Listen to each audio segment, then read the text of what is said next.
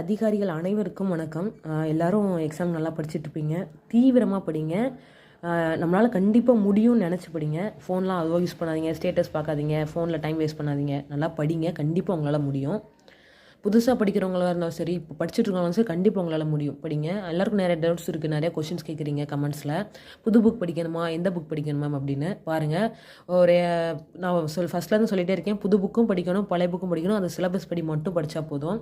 இந்த வருஷம் group 2 question பாருங்கள். குரூப் 4 கொஷினு, நம்மாழ்வார் பிறந்த இடமான குருகூர் பழம்பெயரை துறந்து எவ்வாறு அழைக்கப்படுகிறது? நம்மாழ்வார் பிறந்த இடமான அந்த குருகூர்ன்ற ஊர் பழம்பெயரை துறந்து இப்போ எவ்வாறு அழைக்கப்படுகிறது கொஸ்டின். சரிங்களா? 7th நியூ புக்கில் கொடுத்துருக்காங்க இதுக்குரிய ஆன்சரு. நம்மாழ்வார் அவதார ஸ்தலமான ஆழ்வார் திருநகரி, பூர்வத்தில் இதற்கு குருகூர், திருக்குருகூர்னு பெயர். அப்போது ஆப்ஷன் என்னது? ஆழ்வார் திருநகரி. சரிங்களா? சிலபஸ் படி படிங்க. நன்றி.